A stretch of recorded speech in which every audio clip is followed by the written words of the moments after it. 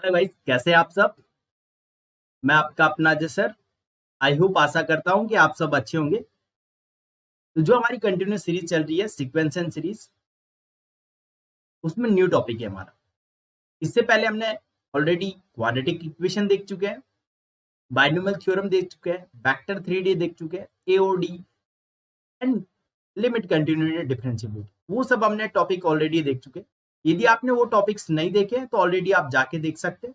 उसका लिंक मैं आपको डिस्क्रिप्शन में दे दूंगा। ठीक है, तो आज का जो नया टॉपिक है हमारा वो है sequence series. It is very very important for JEE mains advance, दोनों के लिए बहुत इंपॉर्टेंट है। पर अभी के लिए जो मैं डिस्कस करने वाला हूँ, इसमें केवल मेंस के लिए हम प्रॉब्लम्स को डिस्कस करेंगे, क्योंकि हमें मालूम है कि ये टॉपिक मेंस में बहुत ज्यादा इंपॉर्टेंट है। इससे रिलेटेड 2 या 3 क्वेश्चन एग्जाम में बहुत ज्यादा आ रहे हैं, 100% आएंगे आपके। तो इसको हम डिटेल में देखने वाले हैं। फर्स्ट ऑफ ऑल, जैसा हमारा पैटर्न है थ्योरी प्लस एग्जाम्पल्स, तो आपका डेफिनेटली बहुत ही कम टाइम में ये अच्छा टॉपिक कवर हो जाएगा और इससे क्वेश्चन एग्जाम में आते ही आते। हाँ, किसी बच्चे ने मेरा चैनल सब्सक्राइब नहीं कर रखा है तो चैनल सब्सक्राइब कर ले। ठीक है, और बेल आइकन जरूर दबा ले, क्योंकि उससे आपके पास नोटिफिकेशन मिल जाएगा और डायरेक्टली जब भी वीडियो अपलोड होगा तो आपके पास नोटिफिकेशन आ जाएगा और आप इजीली उसे चेक कर सकते हैं और पढ़ सकते हैं वहां से आराम से। देखो, मेरे चैनल पे आपको बिल्कुल भी 1% ऐसा नहीं लगेगा कि मैं कोई पेड प्रमोशन कर रहा हूँ, वो कुछ नहीं है। सिंपल आपको जो भी क्वेश्चंस मिलेंगे वो इंपॉर्टेंट होंगे, एग्जाम से रिलेटेड होंगे, कहीं ना कहीं क्वेश्चन वो एग्जाम में आए हुए होंगे। आप उन्हें बहुत ही इजीली सॉल्व कर सकते हो, बिल्कुल कम टाइम में। इसी वजह से मैंने ये सीरीज आपके लिए कंटिन्यू रखी है, और जैसे जैसे आप मेरे को सपोर्ट करेंगे वैसे वैसे ये सीरीज कंटिन्यू चलती रहेगी और भी आपको अच्छा अच्छा कंटेंट मिलता रहेगा। तो चलिए स्टार्ट करते हैं सीक्वेंस एंड सीरीज। ठीक है, तो फर्स्ट ऑफ ऑल हम यहाँ पर दो टॉपिक देखेंगे, अर्थमेटिक प्रोग्रेशन और ज्योमेट्रिक प्रोग्रेशन। सबसे पहला हमारा टॉपिक है arithmetic progression. What is the arithmetic progression? तो आप जानते होंगे AP is a sequence whose term differ by fix term, मतलब जिसकी टर्म्स क्या होती है, एक फिक्स नंबर से डिफरेंस होता है उनमें। सेकंड टर्म में क्या होता है, एक फिक्स नंबर का डिफरेंस होता है। या आप ये से बोल सकते हो कि जैसे आपके पास ये लिखा हुआ है 1 2 3 4 5 इस टाइप से। तो 1 में मैंने 1 ऐड करने पर 2 आ गया, 2 में 1 ऐड करने पर नेक्स्ट नंबर आ गया, फिर 1 ऐड करने पर नेक्स्ट नंबर आ गया, फिर 1 ऐड करने पर नेक्स्ट नंबर आ गया। तो एक पर्टिकुलर नंबर से ये डिफर हो रहा है, एक डिफरेंस आ रहा है। इसे ही हम क्या बोलेंगे, अर्थमेटिक प्रोग्रेशन। ओके, चलिए अब इसकी बात करते हैं। नेक्स्ट टर्म भी वो है हमारी जनरल टर्म और जनरल एपी। तो जनरल एपी आपको कौन सी यूज करनी है, A plus D, A plus 2 D, A plus 3 D, A plus N D, A plus N minus 1 D. इस टाइप से आप जनरल एपी को यूज करने वाले। उसकी जो जनरल जनरल टर्म है हमारी, या nth टर्म जिसे हम बोलते हैं, वो क्या होता है, A plus N minus 1 into D, A plus N minus 1 into D, वो आपकी क्या होगी, जनरल टर्म होगी। ओके, तो यहाँ पर nth टर्म क्या हो जाएगी, ये वाली।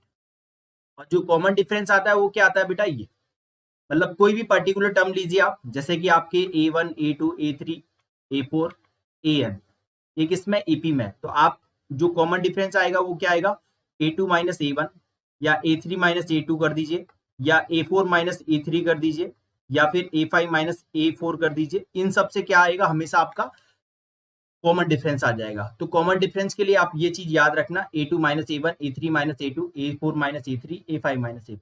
और nth टर्म क्या होगी, directly a plus N minus 1 into D.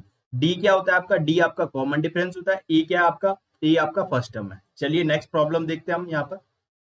Some of N term of AP, AP की जो एन टर्म आती है उनका सम क्या होता है। तो जब भी आपसे बोला जाए कि एपी में सीरीज, तो डायरेक्टली उसका सम आता है S N equal to n by two, 2a plus N minus 1 into d. ये एन क्या है, एन आपका नंबर ऑफ टर्म है, एन क्या है आपका नंबर ऑफ टर्म। ओके, और ए क्या है आपका, ए आपका फर्स्ट टर्म होता है यहाँ पर, और डी आपका क्या आता है, वो होता है कॉमन डिफरेंस। ठीक है, यदि कभी कभी क्या होता है कि जब आपको फर्स्ट टर्म और लास्ट टर्म गिवन हो, L means last term, l क्या है आपका लास्ट टर्म। यदि लास्ट टर्म गिवन हो आपका सीक्वेंस का, जो भी हमारी अर्थमेटिक प्रोग्रेशन है उसका लास्ट टर्म गिवन हो, फर्स्ट टर्म गिवन हो, तो उससे भी आप सम निकाल सकते हो। वो सम क्या आ जाता है, n by two a plus l. A first term, l क्या होता है आपका लास्ट टर्म। ये लास्ट टर्म जब गिवन होगा ना, उस केस पे आप इससे निकाल सकते हो। ओके, तो ये वाली हमारी sum of nth term of AP है। ठीक है, इसके बाद आता है हमारे पास next topic, properties of AP. देखो प्रॉपर्टीज ऑफ एपी की जब बात करते हैं तो बहुत ज्यादा इंपॉर्टेंट है, मतलब एपी से जितनी भी प्रॉपर्टी हमारे, उन्हीं टॉपिक से सबसे ज्यादा क्वेश्चन आपसे एग्जाम में पूछे गए प्रॉपर्टी से। क्या क्या क्वेश्चन पूछे गए, उनमें सबसे पहली प्रॉपर्टी आती है हमारी कि if each term of AP, if each term of AP increase, increase मतलब हर एक टर्म को किसी पर्टिकुलर नंबर से ऐड कर दिया, या फिर डिक्रीज, डिक्रीज मींस हर एक टर्म को मैंने एक पर्टिकुलर नंबर से माइनस कर दिया, कि हर एक टर्म में -5 कर दिया सब जगह, ये -3 कर दिया या -4 कर दिया, और मल्टीप्लाइड, या फिर मैंने क्या किया, हर एक टर्म को किसी एक पर्टिकुलर नंबर से मल्टीप्लाई कर दिया, लाइक दैट कि जैसे मैंने कि हर एक टर्म को 2 2 2 2 2 से सबको मल्टीप्लाई कर दिया, या डिवाइड कर दिया 2 2 2 2 2 2 2। ठीक है, ऑब्वियसली नॉन जीरो नंबर होना चाहिए, क्योंकि नॉन जीरो होगा तभी तो वो सीरीज बची रहेगी, यदि जीरो हो गया तो जो सीरीज आती है ना न्यू सीरीज, वो हमेशा किस में होती है, वो भी आपकी एपी में ही होती है। वेरी वेरी इंपॉर्टेंट प्रॉपर्टी है, आप चेक भी कर सकते हो, एक एग्जांपल देखिएगा, जैसे कि 1 2 3 4 5, ये एक एपी है, आपको मालूम है इसमें फर्स्ट 1 ये एपी है, ठीक है, इन सब का डिफरेंस 1 है। अब यदि मैं इसको 5 से मल्टीप्लाई कर देता हूं तो 5 10 15 20 25, आप डिफरेंस चेक करो कितना आया, 5 5 5 5, तो ये भी किस में, एपी में। तो सिमिलरली आप कोई पर्टिकुलर नंबर को ऐड भी करते हो ना, तो वो भी किस में होती है, एपी में ही होगी। तो ये वाली प्रॉपर्टी आपको बहुत अच्छे से समझना है, ठीक है। चलिए तो नेक्स्ट प्रॉपर्टी देखते हैं। देखो कभी भी एपी में टर्म्स आती है, आपसे बोला जाता है कि 3 नंबर्स आर इन एपी, ठीक है, 3 numbers are in AP, 4 numbers are in AP, 5 numbers are in AP, या फिर 6 नंबर आर इन एपी, तो कैसे सेलेक्ट करोगे। तो जब भी आपसे बोला जाए 3 नंबर्स आर इन एपी, तो आप ऐसे सेलेक्ट करना ए माइनस डी, ए और ए प्लस डी। इसका फायदा क्या होता है कि इनका जब एडिशन करेंगे तो डी और डी कट जाता है, और उससे केवल ए की वैल्यू आ जाती है हमारे पास। यदि 4 टर्म सेलेक्ट करना हो तो 4 टर्म क्या होंगी, ए minus 3 D, A minus D, A plus D, A plus 3 D. ठीक है, ऐसे ही 5 टर्म सेलेक्ट करना हो तो क्या होता है, ए minus 2 D, A minus D, A plus D, A plus 2 D. ठीक है, ये याद रखना, जब इवन टर्म सेलेक्ट करते हैं ना 4 6 8, तो उनमें 2 2 का डिफरेंस होता है, ए प्लस 3 डी, फिर ए माइनस डी, फिर ए plus D, A plus 3 D, ऐसे 2 2 का होता है। पर जब ऑड ऑड नंबर सेलेक्ट करते हो ना, तो उसमें ओनली 1 डी का डिफरेंस होता है, ए minus D, A plus D, ऐसे। ठीक है, तो ये सिलेक्शन ऑफ टर्म है, ये आपको याद रखने का। चलिए नेक्स्ट प्रॉपर्टी देखते हैं। नेक्स्ट प्रॉपर्टी है, देखो बहुत ही ज्यादा इंपॉर्टेंट है, क्या बोला गया यहां से सुनो, कि द सम ऑफ, क्या बोला गया है, the sum of term of AP equi distance from beginning and end. आपको मैं एक एक एग्जांपल से समझाना चाहूंगा, जैसे कि लेट सपोज अपने पास ये एपी लिखी हुई है, ओके, ये एपी है। अब देखो स्टार्टिंग से फर्स्ट टर्म लीजिए और एंडिंग से फर्स्ट टर्म लीजिए, इन दोनों का सम क्या बना, 1 + 10 = 11। अब स्टार्टिंग से सेकेंड टर्म लीजिए, एंड से सेकेंड टर्म लीजिए, क्या बना सम, 11। थर्ड टर्म लीजिए स्टार्टिंग से और एंड से भी थर्ड टर्म लीजिए, 3 + 8 कितना बना, 11। अब यहां पे मीनिंग समझो, क्या बोला गया कि the sum of 2 term of AP equi distance from beginning starting से एंड एंड इज कांस्टेंट। वो हमेशा कैसा होता है, कांस्टेंट। आप ऑब्जर्व भी कर सकते हो, 11 11 11 फिक्स आ रहा है। और वो किसके इक्वल होता है, is equal to sum of first and last term. वो किसके इक्वल होता है, sum of first and last term. Okay, तो याद रखना, बहुत ही ज्यादा इंपॉर्टेंट ट्रिक है, कि कभी भी आपके पास कोई भी सीक्वेंस एपी दे रखी है, और एपी के अंदर क्या डायरेक्टली बोल सकते हो कि फर्स्ट टर्म और लास्ट टर्म का सम ऑलवेज इक्वल टू होता है second term second last term के सम के, third term third last term के सम के, fourth term fourth last term के सम के इक्वल होता है, ऐसे आप बोल सकते हो।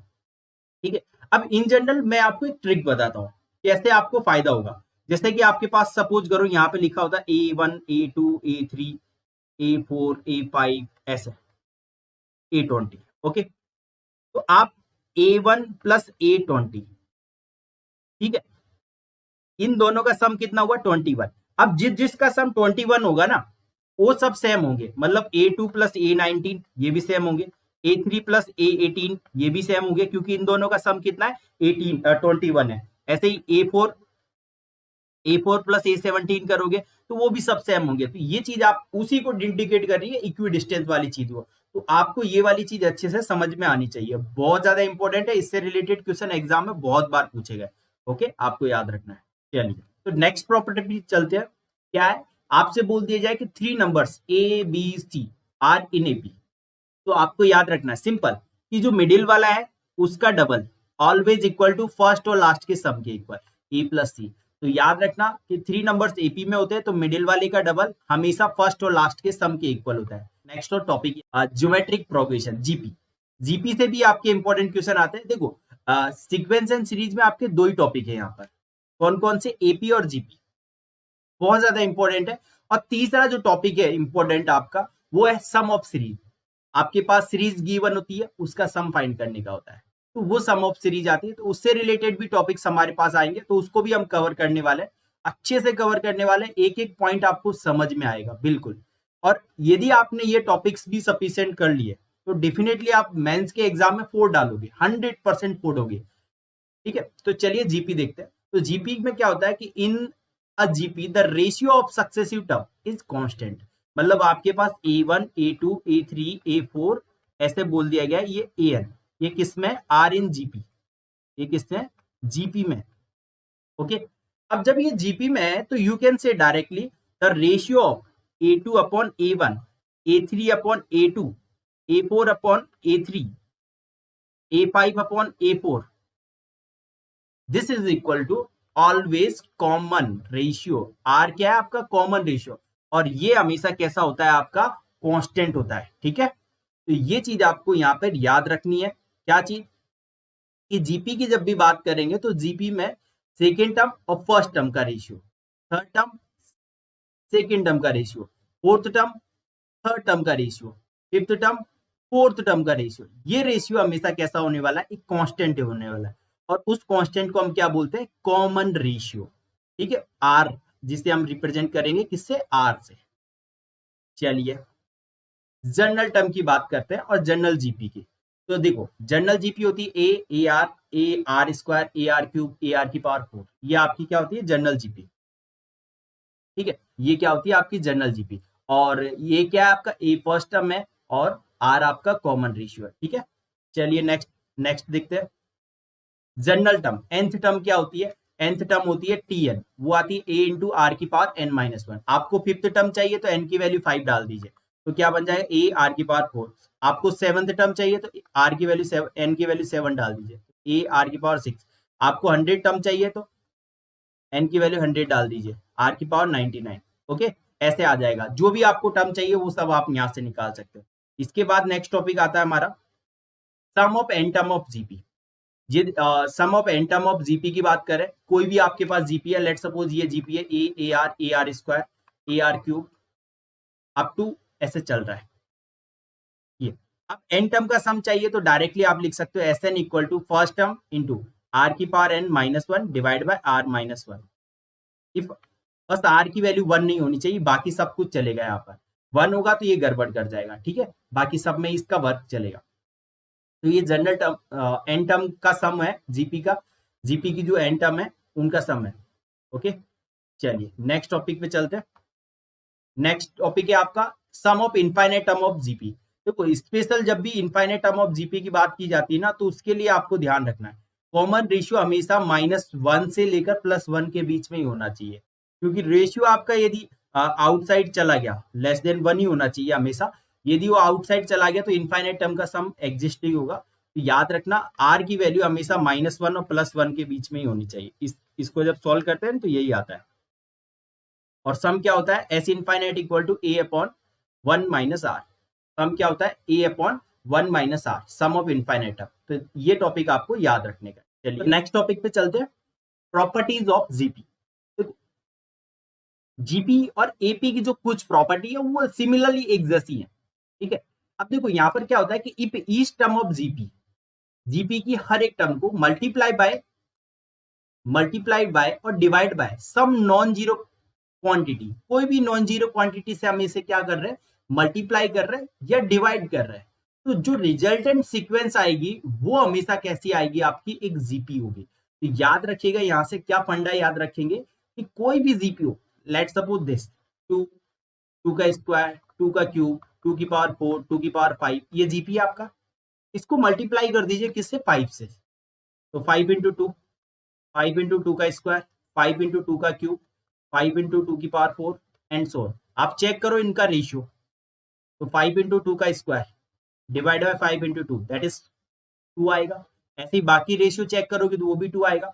तो इसका मतलब यहां से क्या बोल सकते हो कि कोई भी जीपीयू आपके पास एक्स वाई जेड, हमेशा उसको किसी पर्टिकुलर नॉन जीरो क्वांटिटी से आप मल्टीप्लाई कर रहे हो, बस जीरो नहीं होना चाहिए, मल्टीप्लाई कर रहे हो, ठीक है, लाइक 1 2 3 4 कुछ भी हो, एनीथिंग, -1 भी हो सकता है, ठीक है, पर जीरो नहीं होना चाहिए। यदि मल्टीप्लाई कर रहे हो या डिवाइड कर रहे हो, तो जो रिजल्टेंट सीरीज आएगी या जो सीक्वेंस आएगी हमारे पास, वो भी किस में होगी, आपकी एक जीपी होगी। ओके, ये वाला पॉइंट आपको समझ में आना चाहिए। नेक्स्ट पॉइंट है, जैसे कि ईपी में हमने 3 टर्म सेलेक्ट करनी थी, तो 3 टर्म्स हम कैसे सेलेक्ट करते थे, a माइनस डी, ए और a प्लस डी। वैसे ही जीपी में होता है, जीपी में यदि 3 टर्म सेलेक्ट करनी है तो वो क्या होती है, a अपॉन आर, a और a into r, a upon r, a into r, ठीक है। हाँ, यहाँ पर जनरली जब इन तीनों टर्म्स को आप मल्टीप्लाई करोगे तो आर और आर कट जाएगा, केवल ए क्यूब आएगा आपके पास। सिमिलरली 4 टर्म्स आप सेलेक्ट कर सकते हो, a upon r cube, a upon r, a r into a are cube, ठीक है। ये चलिए नेक्स्ट प्रॉपर्टी पे चलते हैं। नेक्स्ट प्रॉपर्टी आपसे बोल दिया जाए कि 3 नंबर्स आर इन जीपी, मतलब ए बी सी आर आपकी किस में, जीपी में, तो आप डायरेक्टली बोलोगे कि मिडिल वाले का स्क्वायर फर्स्ट और लास्ट के प्रोडक्ट के इक्वल होगा, मिडिल वाले का स्क्वायर फर्स्ट और लास्ट के प्रोडक्ट के इक्वल होगा। ऐसे ही नेक्स्ट प्रॉपर्टी हमारे पास, नेक्स्ट प्रॉपर्टी सेम डिटो वही वाली कंसेप्ट है जो आपने एपी में सीखा था, उसके लिए भी सेम टू सेम मैं कंसेप्ट सिखा रहा हूँ कि जैसे कि सपोज करो आपके पास ये जीपी लिखी है, 2, 2 का स्क्वायर, 2 का क्यूब, 2 की पावर 4, 2 की पावर 5, 2 की पावर 6 एंड 2 की पावर 7, ये मैंने एक जीपी ले ली, ठीक है। अब देखो आप फर्स्ट और लास्ट टर्म का प्रोडक्ट कीजिए, क्या बनता है, 2 की पावर 8 कर लीजिए, ठीक है। फर्स्ट और लास्ट का प्रोडक्ट क्या बनेगा, बता सकते हैं मुझे, सिंपल। तो जब हम फर्स्ट और लास्ट का प्रोडक्ट करेंगे तो ये कितना होगा, 2 इंटू टू की पावर 8, दैट इज 2 की पावर 9। सेकेंड और सेकेंड लास्ट टर्म का प्रोडक्ट कीजिए, 2 की पावर 9। थर्ड और थर्ड लास्ट टर्म का प्रोडक्ट कीजिए, ठीक है, तो 2 की पावर 9। आपने ऑब्जर्व किया, क्या बोला है इन्होंने कि in GP the product of two term which is equi distance from the first and last term, ठीक है, from the first and last term, मतलब आप ऐसे समझो कि product of first term from start and last term from end, दोनों का क्या कर दीजिए आप, लास्ट टर्म, मतलब फर्स्ट टर्म फ्रॉम एंड ऐसा बोल दीजिए। तो लास्ट टर्म और फर्स्ट टर्म का प्रोडक्ट, सेकेंड टर्म और सेकेंड लास्ट टर्म का प्रोडक्ट, थर्ड टर्म और थर्ड लास्ट टर्म का प्रोडक्ट, फोर्थ टर्म और फोर्थ लास्ट टर्म का प्रोडक्ट, ये हमेशा कैसा होने वाला, इक्वल होने वाला है। और ये किसके इक्वल होता है, हमेशा फर्स्ट टर्म और लास्ट टर्म के प्रोडक्ट के इक्वल होता है, ठीक है। चलिए नेक्स्ट प्रॉपर्टी देखते हैं। नेक्स्ट प्रॉपर्टी ये है कि if each term of GP is raise by same power, मतलब मैं क्या बोलना चाह रहा हूं कि लेट सपोज ये जीपी है आपके पास, ये जीपी है, ठीक है। अब इसकी हर एक, इसकी पावर को किसी एक पर्टिकुलर पावर से इंक्रीज कर दीजिए, मतलब जैसे कि मैंने सबका स्क्वायर ले लिया, इसका स्क्वायर ले लिया, इसका स्क्वायर ले लिया, इसका स्क्वायर ले लिया, इसका स्क्वायर ले लिया, तो आप ये देखोगे कि ये जो रिजल्टिंग आई ना वो भी आपकी एक जीपी में ही होगी, वो भी किस में होगी, जीपी में ही होगी। ओके, चलिए अगली देखो। देखो आपसे बोल दिया जाए कि A1 A2 A3 are positive number in GP, ये सब किस में, जीपी में, ठीक है। मेन पॉइंट है ये पॉजिटिव होने चाहिए और ये जीपी में, जीपी में तो log A1 log A2 log A3 ये सब किस में होंगे, एपी में होंगे हमेशा। याद रखना कि कोई भी नंबर्स आपके पास एपी में है तो उनका जो सिंपल नंबर होगा ना वो जीपी में होंगे, ठीक है। तो याद रखना A1 A2 A3 A4 AP में है तो उनका log A1 log A2 log A3 ये सब जीपी में होंगे। सिमिलरली इनका रिवर्स कि A1 A2 A3 जीपी में है तो log A1 log A2 log A3 log AN वो किस में होंगे, एपी में होंगे। ओके, चलिए तो कुछ प्रॉब्लम्स लेते हैं, एपी प्रॉब्लम, ठीक है। एपी से रिलेटेड क्या क्या प्रॉब्लम हमारे पास आ सकती है, किस किस टाइप की प्रॉब्लम हम सॉल्व कर सकते हैं, तो चलिए प्रॉब्लम्स को डिस्कस करते हैं। तो फर्स्ट प्रॉब्लम है हमारे पास, इफ, क्या बोला गया, if 100 times the 100 term of AP with non zero common difference, जिसका कॉमन डिफरेंस जीरो नहीं होना चाहिए, is equal to fifth time of 50th term of AP, ठीक है। आपको क्या दे रखा है यहाँ पर, ये दे रखा है कि 100 time of 100th term of AP. This is equal to 15 time of 15th term of AP. Then 150th term of AP क्या बनेगी? तो आपने ये कर दिया सिंपल. अब आपको मालूम है an क्या होता है? a plus n minus 1 into d. D की वैल्यू आपके पास 0 नहीं है. अब देखो a 100 की बात करूंगा तो ये तो 2 जा कट गया, तो 2 इंटू a 100 मतलब a plus 99 into d. This is equal to a 50 means a plus 49 into d. दोनों को एक साइड पे लेके आए तो 2a plus 2 into 99 that is 198 d minus a minus 49 d. This is equal to 0. तो here a और ये इसमें से 49 जाएगा तो कितना बचेगा हमारे पास? 149 डी इक्वल टू 0. ठीक है. अब आपसे क्या पूछा गया कि 150 टर्म, तो a 150 पूछा है आपसे, तो वो क्या बनता है? a plus 149 into D. और here the value of a plus 149 ये किसके इक्वल है? 149. Sorry, this is not 199, this is 149. इसकी वैल्यू कितनी है? 0 है. तो 150 किसके इक्वल हो गया? 0 के इक्वल. तो फाइनल आंसर क्या आ गया हमारा? 0. ओके, चले तो नेक्स्ट प्रॉब्लम लेते हैं. देखो क्या बोला गया, if log base 3 to log base 3 this and this are in AP, then x equal to. अभी आपको मैंने एक प्रॉपर्टी बताई थी कि A B C are in AP. 3 numbers AP में होते हैं तो मिडिल वाले का डबल हमेशा फर्स्ट और लास्ट के सम के इक्वल होता है. तो यूज दिस. तो जैसे कि मिडिल में क्या है हमारे पास? ये वाली चीज है. तो 2 इंटू लॉग बेस 3 2 की power x minus 5 this is equal to log base 3 2 into 2 plus log base 3 2 की पावर x माइनस 7/2. ओके, आपको किसकी वैल्यू चाहिए? x की वैल्यू चाहिए. चलिए सिंप्लीफाई करते हैं. तो देखो लॉग की प्रॉपर्टी से ये पावर ऊपर चला जाएगा तो लॉग बेस 3 2 की पावर x माइनस 5 का स्क्वायर. देखो लॉग की प्रॉपर्टी से ये दोनों इंटू में हो जाएंगे क्योंकि log a plus log b दो always equal to log a into b. ये आप जानते हो कि दोनों साइड पे लॉग है, लेफ्ट हैंड साइड पर भी लॉग है, राइट हैंड साइड पर भी लॉग है. इसका मतलब मैं इन दोनों को कट कर सकता हूँ. इधर क्या बचा हमारे पास? 2 की पावर x प्लस 5 इसका square. This is equal to 2 into 2 की power x minus 7/2 this. Okay, अब आपके पास एक चॉइस है. आप चाहो तो ऑप्शन से चेक कर लीजिए, ऑप्शन से भी आप डायरेक्टली सॉल्व कर सकते हो. और आप ऑप्शन से नहीं सॉल्व करना चाहते हो तो क्या कर लीजिए, डायरेक्टली सॉल्व कर लीजिए. इसको क्वाड्रेटिक बनेगा, क्वाड्रेटिक से सॉल्व भी हो जाएगा ये. ठीक है, तो आपकी चॉइस है. अब मैं ऑप्शन से थोड़ा इजी पड़ेगा आपके लिए, तो फर्स्ट ऑप्शन ट्राई करते हैं. तो फर्स्ट ऑप्शन में 1 है, तो 1 डालेंगे तो यहाँ पर क्या आएगा? 2 की पावर 1 दैट इज 2 और 2 माइनस 5 का स्क्वायर. 2 इंटू इधर कितना बनेगा? 2 माइनस 7/2. ओके, तो ये कितना हुआ? 9. इधर कितना बनेगा? 4. 2 इंटू 4 दैट इज 3, है ना. ये 3 बन गया आपका इधर, और नीचे क्या आ जाएगा आपका? 2. ठीक है, ये कटा. 9 इक्वल टू माइनस 3 आया. इसका मतलब इसने सेटिस्फाई नहीं किया. अब जब ये सेटिस्फाई नहीं कर रहा है तो इसका मतलब ऑप्शन 1 तो आंसर हो नहीं सकता, क्योंकि एक x इक्वल टू हमने 1 चेक किया था अभी, तो 1 आंसर नहीं हो सकता. और 1 इस ऑप्शन में भी दे रखा है, इसमें भी दे रखा है, इसमें भी दे रखा है. इसका मतलब ये तीनों ऑप्शन तो कैंसिल. बचा क्या? नन ऑफ दीज, मतलब चेक ही नहीं करना पड़ा आपको. तो कभी कभी है ना ऑप्शन भी आपको फायदा दे देगा. बाकी आप इसे जनरल मेथड से सॉल्व कर सकते हैं, बिल्कुल कोई प्रॉब्लम नहीं है. आपको सिंपल ऑप्शन चेक किया, 1 चेक करते हैं मैंने, 2 की पावर 1 दैट इज 3 का स्क्वायर 9 हो गया. इधर 2 का किया तो 2 माइनस 7/2 दैट इज, यहाँ से कितना हो जाएगा ये? 4 माइनस 7 दैट इज 3 माइनस 3, तो माइनस 3 आया. वो 9 और माइनस 3 इक्वल होते नहीं है, तो इसका मतलब वो सॉल्यूशन नहीं है. ठीक है, तो ये इससे हमारा डायरेक्टली डिलीट हो गया. चलिए नेक्स्ट प्रॉब्लम देखते हैं. बहुत ही ज्यादा इंपॉर्टेंट है ये वाली जो प्रॉब्लम है ना, जेईई मेंस 2013 की है, पर इंपॉर्टेंट प्रॉब्लम है. सुनो क्या बोला गया कि A1 A2 A3 B इन AP, ये सब किसमें? AP में. Such that A1 plus A2 plus AP, ये दे रखा है आपको, AP upon AQ, this is P cube upon Q cube. ठीक है, ये दे रखा है. चलिए तो नेक्स्ट प्रॉब्लम पे चलते हैं. A1 A2 A3 A B and AP, ये कैसे? सब के सब AP में. तो आपसे बोला गया है कि such that A1 A2 AP AP A1 A2 AN AQ, ये इनका सम किसके इक्वल है, P cube upon q cube, ठीक है, ये दोनों इक्वल भी नहीं।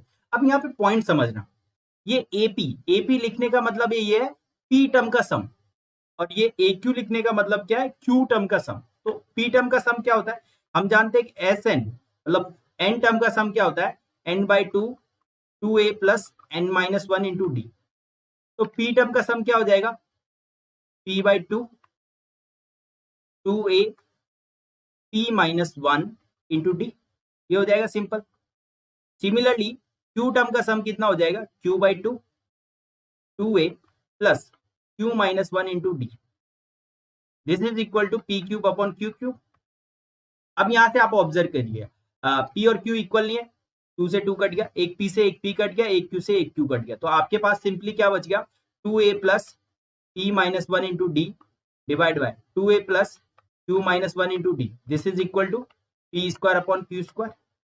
ओके, अब आपको जो चाहिए वो देखो, आपको क्या चाहिए, a6 अपॉन a21, आपको क्या चाहिए, a6 अपॉन a21। तो इसको हम फॉर्मूले से लिखेंगे तो a plus 5d a plus 20d ये बनेगा। और आपके पास एक रिजल्ट आ चुका है ऑलरेडी, वो कौन सा है, वो ये वाला, a plus 2a plus p minus one into d 2a plus q minus one into d, this is equal to p square upon q square. अब देखो दोनों में कंपेयर करो आप, देखो यहाँ पर a है, यहाँ पर 2 है, तो आप क्या करो, इसको 2 से मल्टीप्लाई कर दीजिए ऊपर नीचे, तो 2a plus 10d divide by 2a plus 40d। Okay, ये आ गया a6 अपॉन a21। अब आप कंपेयर करो कि यहाँ पर क्या हो रहा है, तो आपने ऑब्जर्व किया कि यहाँ पर 2a, यहाँ पर भी 2a, यहाँ पर 2a, यहाँ पर भी 2a, यहाँ पर d, यहाँ पर भी d, ये d, ये भी d, बस यहाँ पर p माइनस वन है, यहाँ पर 10 है, तो p माइनस वन को किसके इक्वल कर दिया, 10 के, दैट इज p की वैल्यू कितनी होगी, 11। ऐसे ही q माइनस वन को किसके इक्वल कर दिया, 40 के, तो q की वैल्यू कितनी होगी, 41। तो आपको क्या चाहिए था, ये ratio, this ratio equal to p का स्क्वायर मतलब 11 का स्क्वायर अपॉन 41 का स्क्वायर। तो फाइनली आंसर क्या आ जाएगा हमारे पास, 11 का स्क्वायर अपॉन 41 का स्क्वायर। 11 का स्क्वायर कितना होता है हमारे पास, 121, और 41 का स्क्वायर हो जाएगा आपके पास, 41 का स्क्वायर आप निकाल सकते हो, 41 इंटू 41 दैट इज 14, और ये 4 और 16 दैट इज 1861। तो फाइनली आंसर क्या आ जाएगा, ऑप्शन सी। ओके, तो इस टाइप से आप निकाल सकते हो, बहुत ही ईजी कंसेप्ट है। चलिए देखो क्या बोला गया कि if a1 a2 a3 an are in EP such that a4 minus a7 a10 equal to m and sum of first 13 term of EP, सम निकालना है आपको, ठीक है। तो देखो सबसे पहले आपको क्या करना है, ये दो दे रखा है ना, इससे आपको रिलेशन क्रिएट कर लेना। a4 की वैल्यू क्या होती है, a प्लस 3d, ठीक है। a7 की वैल्यू क्या होती है, a6d, और a10 की वैल्यू क्या आ जाएगी, a1 plus 9d, this is equal to m। यहां से देखो a1 कट गया, देखो 3d 6d कितना हुआ, -3, तो ये कितना आया आपके पास, ओनली a1, और ये 6 में से ये चला जाएगा तो 6d, this is equal to m, ठीक है। ये आ गया आपके पास। आपसे क्या बोला गया, sum of first 13 term, first 13 term का सम चाहिए आपको, ठीक है। अब फर्स्ट 13 टर्म का सम चाहिए, मतलब मुझे क्या चाहिए, a1 plus a2 plus a3 up to कितना चाहिए, a13 तक। ओके, इसका सम चाहिए। अब आपको मालूम है, मैंने आपको बताया था कि फर्स्ट टर्म और लास्ट टर्म का सम इक्वल होता है, तो मतलब a1 plus a13, a2 plus a12, ऐसे ही a3 प्लस a11, ये सब सेम होंगे, a4 प्लस a10 है ना, a5 plus a6, a7 plus, आगे नहीं जा सकते क्योंकि 7 तो इसमें रहेगा ही रहेगा। तो ये सारी की सारी टर्म्स क्या हो जाएंगी, सेम हो जाएंगी हमारे पास, 7 को छोड़कर, a7 को छोड़कर बाकी टर्म्स कैसी हो जाएंगी, सेम हो जाएंगी, बाकी सब सेम हो जाएंगे। तो इसको मैं ऐसा लिख सकता हूँ, 1 pair 2 pair 3 pair 4 pair 5 pair, कितने पेयर हो गए, 5 पेयर। तो इसको मैं ऐसे लिख दूं, इसे 5 time a1 plus a13, a1 plus a13 plus a7। देखो a7 की वैल्यू तो ऑलरेडी आ चुकी है हमारे पास, बस a1 और a13 की वैल्यू चाहिए, ठीक है। तो a1 और a13 की वैल्यू आप कहां से निकाल सकते हो, देखो आपको ऑब्जर्व करना है यहाँ से कि हमें मालूम है कि a1 प्लस a13 इन दोनों का सम कितना हो रहा है, 14 हो रहा है। तो ऊपर आपके पास रिलेशन देखो, a4 minus a7 plus a10, यहाँ से यदि इन दोनों की मैं वैल्यू निकालूं तो तो ये कितनी आ जाएगी A4 plus A10 this is equal to A7 plus M। ये आएगा कि नहीं आएगा? और ये दिस इज इक्वल टू, ये तो A1 प्लस A13 के इक्वल है। तो यहाँ से हमारे पास जो फाइनली आंसर जो आ जाएगा हमारे पास सम, वो क्या आ जाएगा? देखो सम यहाँ पे रख देते डायरेक्टली, सम 5 into A1 plus A13 plus A7। तो ये तो आपको मालूम पड़ी गया कि इसकी वैल्यू कितनी है, अभी जस्ट आपने निकाली से यहाँ से। तो इसकी वैल्यू तो आपके पास ये आ गई, कहाँ गया, सॉरी, ये यहाँ से इसकी वैल्यू क्या आ गई? A7 plus M। तो रख दीजिए यहाँ पर, तो A7 प्लस M, ये A7 की वैल्यू भी आपके पास है ऑलरेडी। कहाँ से? ये रही A7 ही है, उसकी वैल्यू कितनी है? M। इसकी वैल्यू भी रख दीजिए, तो 5M प्लस, ठीक है, A7 M plus M that is, ये कितना हो गया आपके पास?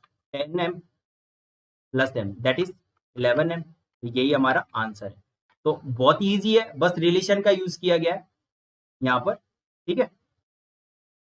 11 ही कितना है? ये गलत लिख दिया गया कहीं पे, रुको एक मिनट, ये 5 ही था यहाँ, एक मिनट।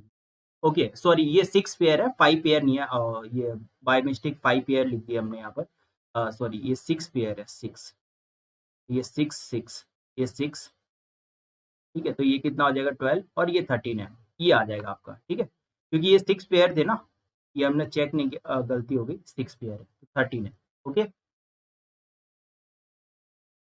तो इस टाइप की क्वेश्चंस आपसे एग्जाम में पूछे जाते हैं, जनरली इसी टाइप की प्रॉब्लम्स आती हैं, इसके आउटसाइड प्रॉब्लम नहीं आती आपके, और बहुत ही इजी कंसेप्ट है।